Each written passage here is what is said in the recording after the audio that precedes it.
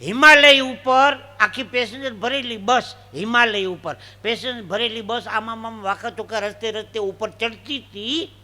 એમાં પતિ પત્ની બંને જણા સફર કરે છે. એમાં એ પતિ પત્ની દંપતી હતા, એનું ઘર અને ખેતર વચમાં આવતા હતા.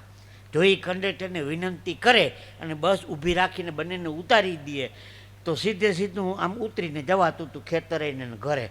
અને નકર 3 કિલોમીટર આગળ સ્ટેન્ડ આવતું હતું. માથે સામાન ઉપાડીને 3 કિલોમીટરને પાછું આવવું પડે. બંને દંપતીએ વિનંતી કરી, કંડક્ટર સારો માણસ હતો, બસ ઊભી રાખી દીધી, ઉપર ચડ્યા, સામાન નીચે ઉતાર્યો, 7-8 મિનિટનો ટાઈમ નીકળી ગયો. અને માથે સામાન લઈને પતિ પત્ની નીચે એને કેડી ઉપર ધીરે ઉતરવા માંડ્યા. એમાં બસ આગળ નીકળી ગઈ.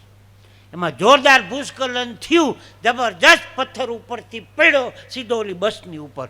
બસ ગઈ સીધી ખાઈમાં. 62 જણાનું મૃત્યુ થયું. 60 ને 62 જણાનું મૃત્યુ થયું. આ દ્રશ્ય પતિ પત્ની બંને જોવે છે. એમાં પત્ની હસવા માંડી, હાઈશ આપણે બચી ગયા, હાઈશ આપણે બચી ગયા, હાઈશ આપણે બચી ગયા. પતિદેવ ચોધાર આંસુ રડવા માંડ્યો. પત્ની કે આપણે બચી ગયા પછી તમે રડો તો શું કામે? ભરત ભગત પતિએ બહુ સારી વાત કરી. આપણે 3 કિલોમીટર હાલવાના આપણા સ્વાર્થ માટે થઈ અને 62 જણાનો આપણે ભોગ લીધો. 62 જણાનો ભોગ લીધો. જો બસમાં બેઠા રહ્યા હોત ને તો 7-8 મિનિટમાં બસ ઘણી નીકળી ગઈ હોત આગળ, તો આ પથ્થર માથે ન પડત. 3 કિલોમીટર હાલવાની આળસે આપણે 62 જણાનો જીવ લીધો. આપણા રોજના જીવનમાં આવું થાય છે. આપણા નિજી સ્વાર્થ માટે તેને સામેવાળાનું આપણે મોટામાં મોટું નુકસાન કરતા હોઈએ છીએ.